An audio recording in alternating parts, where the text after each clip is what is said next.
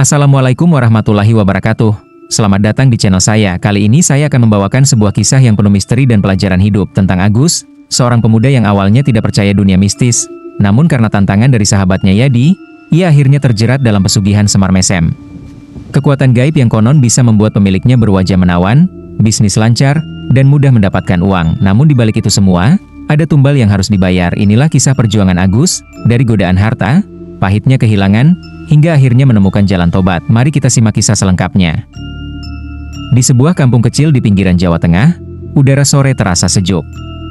Jalan tanah yang membelah sawah hijau tampak lengang, hanya sesekali terdengar suara burung perenjak yang berterbangan rendah mencari tempat berteduh. Di ujung kampung, berdirilah sebuah warung kopi sederhana beratap seng, dengan bangku kayu panjang di depannya. Warung itu selalu menjadi tempat singgah warga setelah seharian bekerja, sekaligus tempat dua sahabat menghabiskan waktu, Agus dan Yadi. Agus, seorang pemuda berusia sekitar 25 tahun, dikenal sebagai sosok rasional dan pekerja keras. Sehari-hari ia membantu orang tuanya berdagang kebutuhan pokok di pasar. Dari kecil, Agus sudah dibiasakan untuk berpikir logis. Ayahnya yang dulu seorang guru sering menekankan bahwa hidup harus dijalani dengan kerja keras, bukan dengan mengandalkan hal-hal mistis. Berbeda dengan Agus, Yadi justru memiliki dunia yang berlawanan. Pemuda berperawakan agak kurus itu begitu mengagumi hal-hal gaib. Sejak remaja ia suka membaca kitab kuno, mendengar cerita dari para sesepuh, bahkan beberapa kali diam-diam berguru pada dukun atau kiai yang dikenal menguasai ilmu supranatural. Tidak sedikit warga kampung yang menganggap Yadi agak aneh, tapi ia tidak peduli. Baginya, dunia mistis adalah kenyataan yang lebih luas daripada sekadar logika manusia. Sore itu, seperti biasa, mereka duduk di warung kopi, ditemani secangkir kopi hitam dan gorengan yang baru saja diangkat dari wajan. "Gus, aku kemarin baru belajar ajian baru," kata Yadi sambil menyesap kopi panasnya. Matanya berbinar, penuh antusias. Agus mengangkat alis, setengah malas menanggapi. "Ajian lagi? Kamu nggak capek, Di? Dari dulu aja selalu ngomongin mistis, mistis, mistis. Rasanya otakmu penuh klinik semua." "Loh, jangan salah," balas Yadi sambil terkekeh. "Dunia ini bukan cuma yang kelihatan mata. Ada banyak hal yang gak bisa dijelaskan logika, tapi nyata adanya. Kamu aja yang keras kepala gak mau percaya." Agus tertawa pendek, lalu menggigit tempe goreng. "Kalau memang ada, mana buktinya? Seumur hidup aku belum pernah lihat hantu, jin, atau pesugihan yang katanya bisa bikin kaya mendadak. Orang sukses ya karena kerja keras, bukan karena main sama setan." Yadi meletakkan cangkir kopinya agak keras, lalu menatap Agus serius. "Kamu ini selalu mikirnya sempit. Orang dulu bisa punya ilmu karena memang ada jalannya. Aku sudah lihat sendiri, Gus. Ada orang yang pakai ajian Semar Mesem, sampai-sampai siapapun yang ketemu dia langsung suka. Bisnisnya lancar, rezekinya ngalir." Agus mendengus, jelas-jelas tidak percaya. Palingan dia cuma pintar ngomong, atau memang orangnya rajin. Kalau ganteng, wajar disukai orang. Kamu terlalu gampang percaya. Perdebatan semacam ini bukan sekali dua kali terjadi. Hampir setiap kali mereka bertemu, obrolan selalu bermuara pada dunia mistis yang begitu diyakini Yadi dan ditertawakan Agus.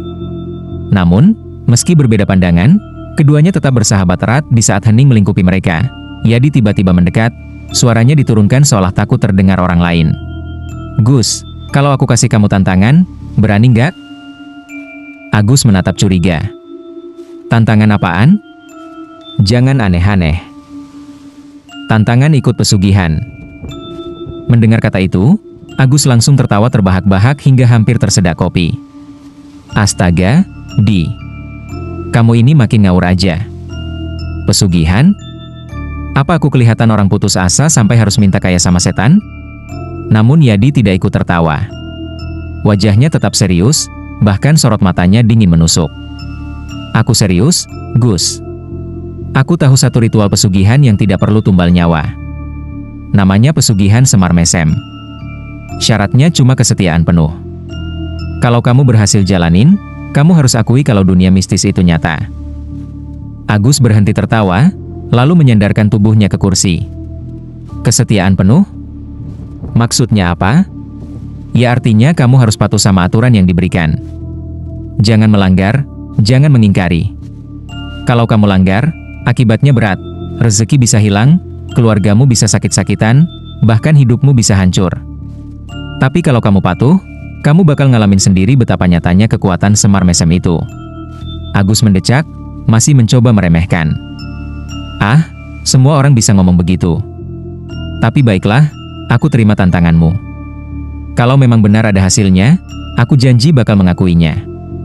Tapi kalau enggak, kamu berhenti ganggu aku dengan cerita mistis itu. Deal? Senyum tipis muncul di bibir Yadi. Deal? Suasana sore itu berubah tegang.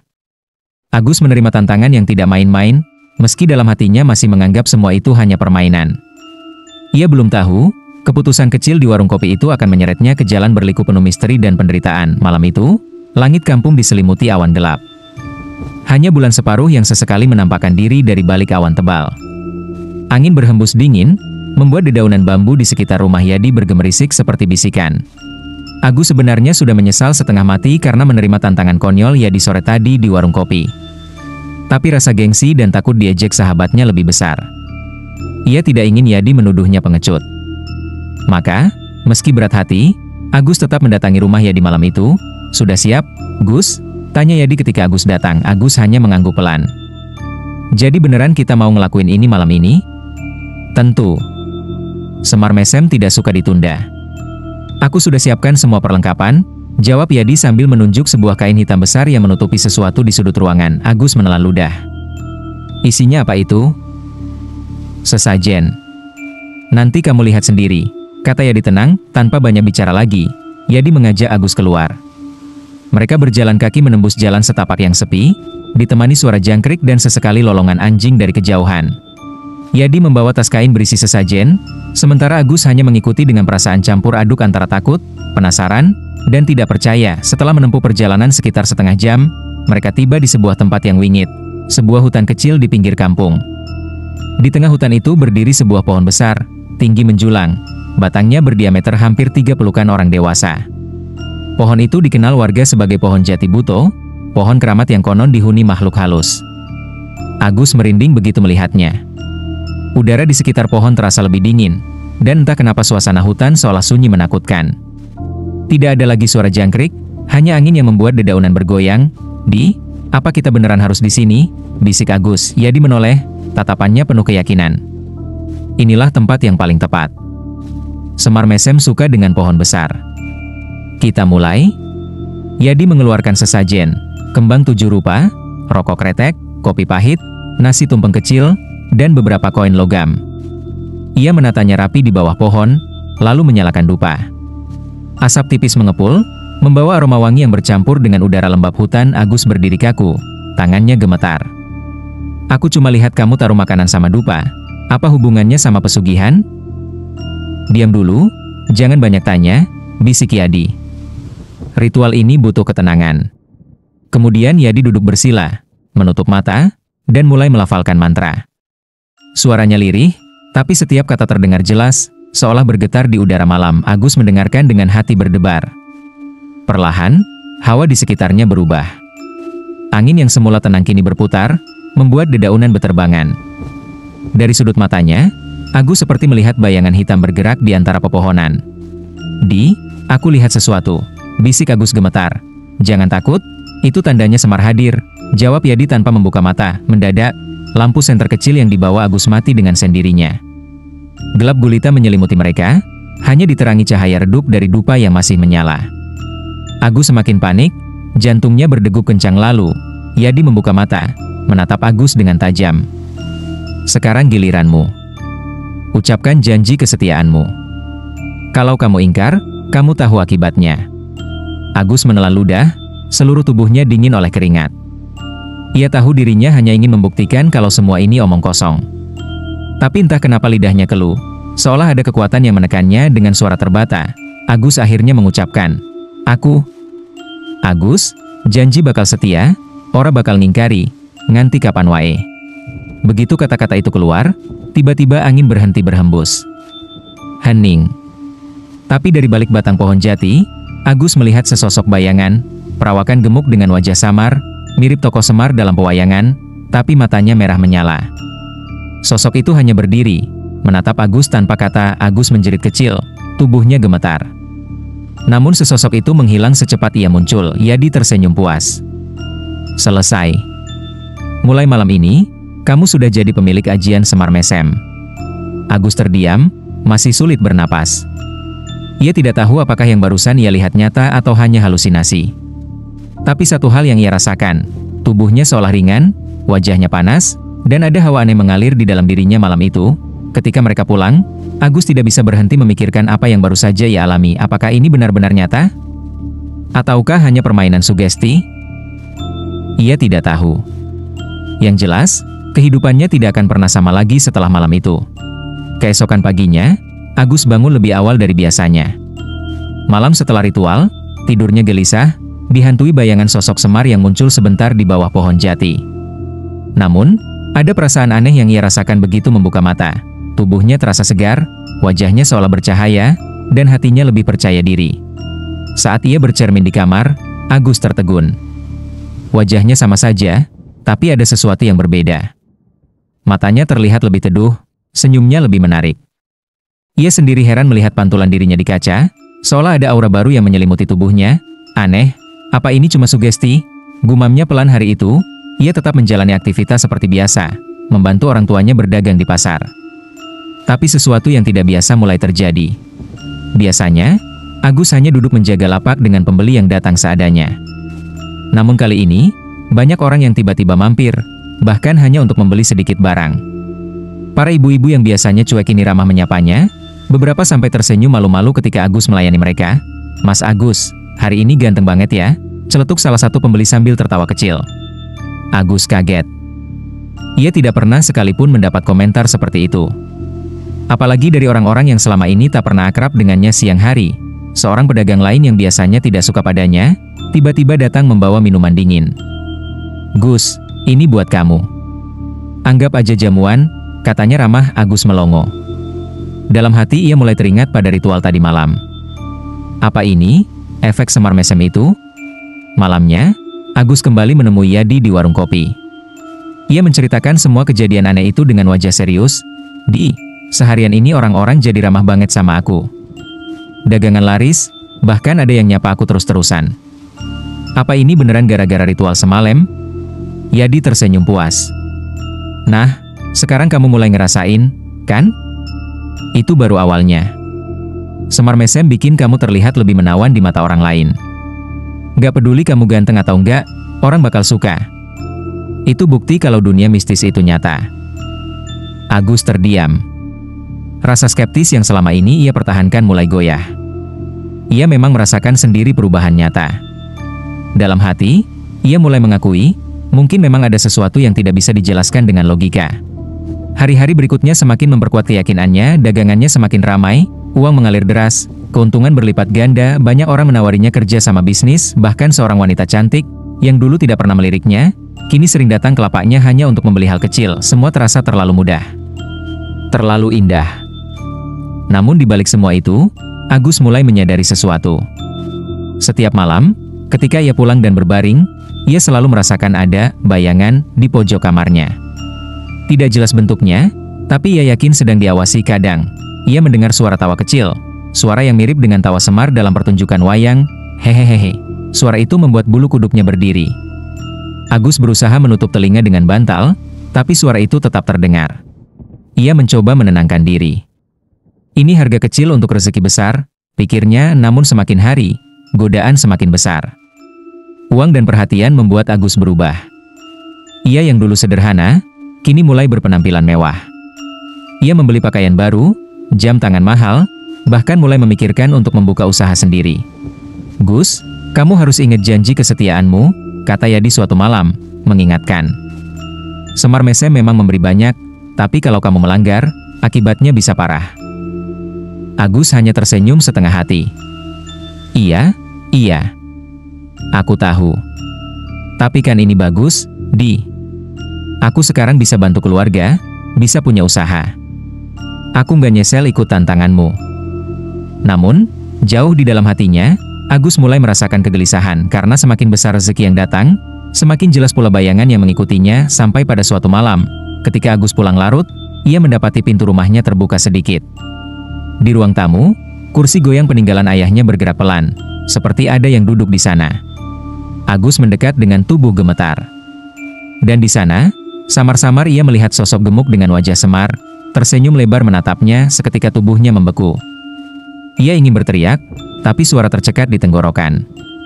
Sosok itu hanya mengangguk pelan, lalu menghilang begitu saja. Sejak malam itu, Agus tahu satu hal, pesugihan Semar Mesem memang berhasil. Tapi kehadiran sosok misterius itu bukan sekadar bunga tidur. Ia nyata, dan setiap keberhasilan yang ia dapatkan, ada harga yang menunggu untuk dibayar. Beberapa minggu pertama setelah ritual, hidup Agus memang terasa seperti mimpi indah. Dagangan orang tuanya selalu laris, uang mengalir deras, dan wajahnya seakan memiliki daya tarik yang tidak bisa dijelaskan. Semua orang seolah ingin dekat dengannya. Namun, semakin lama, perasaan tidak nyaman semakin sering menghantui. Setiap malam, Agus merasa dia tidak pernah benar-benar sendirian. Saat duduk di ruang tamu, ia mendengar kursi kayu berderit seolah ada yang duduk. Saat ia makan, kadang terdengar suara orang tertawa kecil dari dapur padahal rumahnya sepi. Suara itu selalu sama, suara tawa berat, mirip suara Semar, hehehe. Awalnya Agus mencoba mengabaikan, berpura-pura tidak peduli. Tapi semakin lama, suara itu semakin dekat, bahkan terkadang terdengar jelas tepat di samping telinganya. Suatu malam, ketika ia tengah tertidur, Agus mendengar seseorang memanggil namanya, Gus. Agus terbangun kaget. Ruangan gelap, hanya lampu minyak yang temaram. Ia menoleh ke kiri, dan jantungnya hampir berhenti. Di pojok kamar, sosok gemuk dengan wajah samar berdiri menatapnya, tersenyum lebar. Matanya merah menyala, Agus menjerit, tapi suaranya tidak keluar. Sosok itu perlahan mendekat, lalu menghilang tepat ketika tangannya hampir menyentuh tubuh Agus. Sejak kejadian itu, Agus sering ketakutan sendiri. Namun ia tetap mencoba menjalani hidup seperti biasa. Suatu hari, tanpa sebab yang jelas, dagangan orang tuanya mendadak sepi. Pembeli yang biasanya berdesakan kini tidak lagi datang. Barang-barang menumpuk, tidak laku. Agus bingung, tapi mencoba berpikir positif, mungkin pasar lagi sepi. Besok pasti ramai lagi, katanya menenangkan diri. Namun keesokan harinya, keadaan sama saja. Bahkan lebih parah. Belum cukup sampai di situ, ibunya tiba-tiba jatuh sakit. Badannya panas tinggi, dokter tidak menemukan penyakit jelas. Ayahnya pun ikut sakit-sakitan, sering pusing dan batuk berdarah. Agus mulai resah. Ia teringat pada ucapannya di malam itu, kalau kamu melanggar, akibatnya bisa parah, rezeki hilang, keluargamu sakit-sakitan, jangan-jangan, ini akibat aku lalai, pikir Agus panik. Ya, Agus memang mulai jarang melakukan persembahan kecil yang diajarkan Yadi. Sesajen kopi pahit, rokok kretek, dan bunga 7 rupa yang seharusnya rutin ia siapkan, sering ia lupakan karena kesibukan. Ia terlalu sibuk menikmati kekayaan dan perhatian orang, malam-malam Agus semakin mencekam. Ia hampir tidak pernah bisa tidur nyenyak. Kadang ia terbangun karena merasa ada yang menepuk pundaknya. Kadang, wajah Semar muncul di cermin ketika ia bercermin. Pernah suatu malam, ia pulang larut setelah menghadiri pesta. Saat membuka pintu rumah, ia melihat sesuatu. Di kursi goyang peninggalan ayahnya, sosok Semar sedang duduk sambil merokok kretek. Asap rokoknya mengepul, matanya menatap tajam ke arah Agus. Hehehe, janji itu janji, Gus. Suara berat itu menggema, meski bibir sosok itu nyaris tidak bergerak. Tubuh Agus lemas tak berdaya. Ia menutup mata, berharap sosok itu hilang. Dan ketika ia membuka mata lagi, kursi goyang sudah kosong, tapi bau asap rokok masih memenuhi ruangan. Hari-hari berikutnya menjadi derita bagi Agus. Dagangan benar-benar bangkrut, semua simpanan uang habis untuk biaya berobat orang tuanya. Hubungan dengan orang-orang yang dulu mengaguminya perlahan memudar, bahkan wanita yang dulu sering mendekatinya, tiba-tiba menjauh tanpa alasan. Agus kini kembali miskin, bahkan lebih parah dari sebelumnya. Setiap malam ia hanya bisa menangis di kamar, menyesali keputusan gegabahnya menerima tantangan Yadi. Kenapa aku sebodoh ini? Kenapa aku nurutin gengsi? Aku hancur, ratapnya sambil menutup wajah dengan kedua tangan. Namun yang paling membuatnya ketakutan bukanlah kemiskinan, melainkan kehadiran sosok Semar yang semakin nyata. Semakin sering Agus melupakan sesajen, semakin sering pula sosok itu muncul, seakan menagih janji yang pernah diucapkan. Agus tahu, ia sudah masuk terlalu dalam. Dan kini, ia tidak tahu bagaimana caranya keluar. Malam itu, Agus duduk termenung di samping ranjang ibunya. Tubuh sang ibu lemah, napasnya berat, matanya sayu. Ayahnya pun terbaring di ruang lain, Sakit yang tak kunjung sembuh meski sudah dibawa ke dokter, Agus menggenggam tangan ibunya erat. "Bu, maafin Agus, semua ini gara-gara Agus," ucapnya lirih, menahan air mata. Sejenak, ibunya membuka mata dan menatap putranya. "Nak, jangan salah jalan, kembalilah ke Allah," bisiknya lemah sebelum kembali tertidur. Kata-kata itu menancap dalam hati Agus. Dadanya sesak. Ia tahu benar, semua penderitaan ini bermula dari keputusannya menerima tantangan Yadi. Semua karena gengsi dan keinginan membuktikan sesuatu. Malam itu juga, Agus mendatangi rumah Yadi. Ia datang dengan wajah kusut, mata merah bekas menangis. "Di, tolong aku. Aku nggak kuat lagi," katanya dengan suara serak. Yadi yang biasanya penuh percaya diri, kali ini ikut terdiam. Ia melihat sahabatnya benar-benar hancur. Wajahnya pucat, tubuhnya kurus, dan tatapannya kosong. "Apa yang terjadi, Gus?" "Dagangan bangkrut, uang habis, orang tuaku sakit parah. Setiap malam aku diganggu. Semar itu selalu muncul, menagih janji. Aku nyesel, Di. Aku nyesel banget." Agus menunduk, suaranya pecah. Yadi menarik napas panjang. "Aku sudah bilang dari awal, Gus. Pesugihan itu butuh kesetiaan penuh. Kamu gak boleh lalai. Sekarang kamu sudah kena akibatnya. Aku harus gimana, Di? Aku gak mau terus-terusan begini. Aku rela kehilangan semuanya, asal keluargaku sehat dan aku bebas dari gangguan itu." Untuk pertama kalinya, Yadi tidak punya jawaban pasti. Ia sendiri tahu, ajian Semar Mesem bukan main-main. Satu-satunya jalan, kamu harus minta pertolongan pada orang yang lebih kuat. Bukan dukun, tapi ustadz. Kembalilah ke jalan agama. Hanya itu cara untuk lepas. Agus terdiam lama. Dalam hatinya ada rasa takut jika Semar akan murka bila ia meninggalkan perjanjian. Tapi pada saat yang sama, ia tahu tidak ada pilihan lain keesokan harinya. Dengan ditemani Yadi, Agus mendatangi seorang ustadz di kampung sebelah. Namanya Ustadz Mahfud, seorang alim yang dikenal bijak dan sering membantu orang-orang yang terkena gangguan gaib. Di ruang tamu rumah sang ustadz, Agus menceritakan semuanya dengan suara bergetar. Dari awal ia menolak percaya, menerima tantangan, menjalani ritual, hingga akhirnya terjerat. Ustadz Mahfud mendengarkan dengan tenang, lalu berkata, "Nak, apa yang kamu alami adalah akibat dari perjanjian dengan jin. Jin bisa memberi dunia, tapi selalu ada harga yang harus dibayar. Kamu sudah melihat sendiri. Jalan keluarnya adalah bertobat dengan sungguh-sungguh, meminta ampun kepada Allah, dan memutus semua ikatan dengan jin itu." Agus menunduk, air matanya jatuh. "Tolong saya, Ustadz. Saya ingin bebas. Saya ingin kembali jadi Agus yang dulu." Ustadz Mahfud mengangguk. "Insya Allah. Tapi kamu harus kuat. Karena jin itu tidak akan mau melepaskanmu begitu saja." Malam itu juga, Ustadz memimpin ruqyah. Agus diminta duduk bersila, sementara ayat-ayat Al-Quran dibacakan. Begitu ayat-ayat itu menggema, tubuh Agus mulai bergetar hebat. Ia merasakan hawa panas keluar dari dadanya.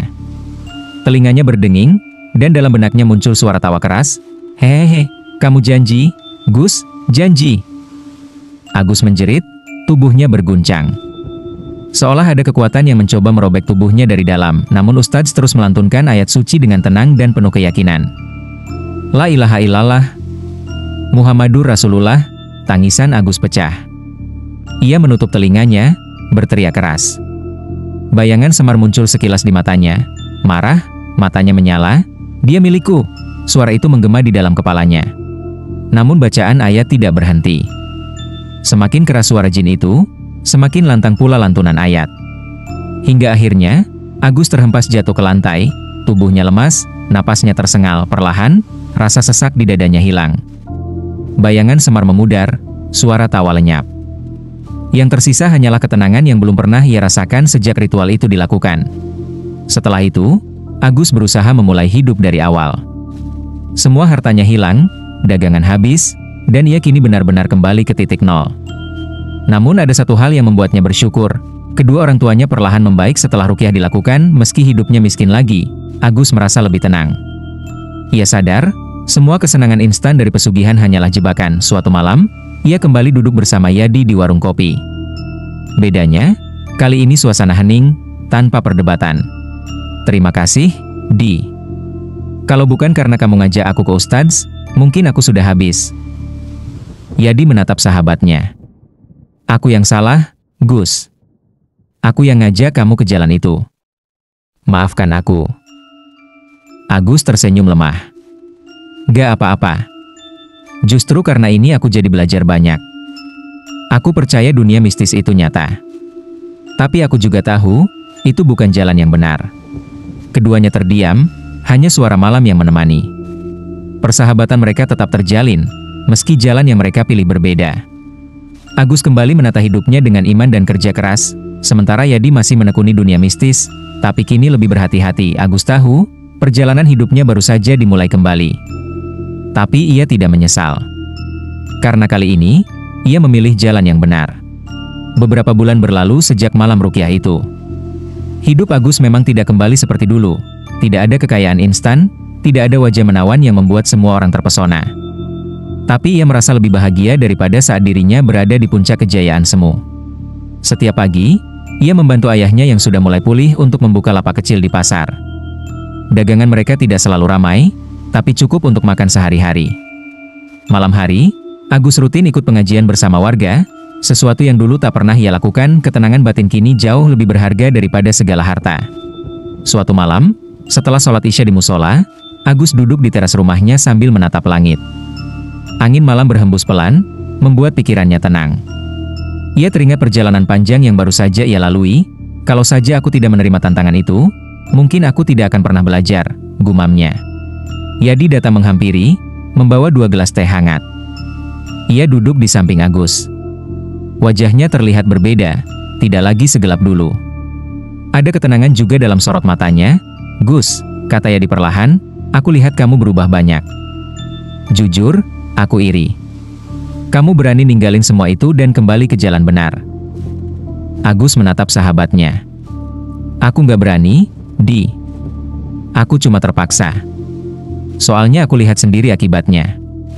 Kalau enggak, mungkin aku masih kejebak. Keduanya terdiam sejenak, menikmati teh hangat di tangan, lalu Agus melanjutkan. Sekarang aku percaya, dunia mistis memang nyata.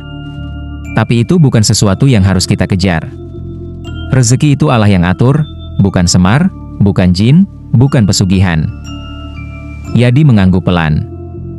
Iya, Gus. Aku pun mulai mikir, mungkin aku juga harus pelan-pelan menjauh. Agus tersenyum. Kamu lebih tahu jalanmu. Aku cuma bisa doakan, semoga kamu juga dapat ketenangan kayak aku sekarang. Perjalanan Agus menjadi bukti nyata bahwa kesenangan instan selalu menuntut harga yang lebih mahal. Pesugihan bukan jalan pintas menuju kebahagiaan, melainkan pintu masuk ke jurang penderitaan. Terima kasih sudah menonton sampai akhir. Jangan lupa like, komen, share, dan subscribe channelku agar tidak ketinggalan kisah-kisah berikutnya. Wassalamualaikum warahmatullahi wabarakatuh.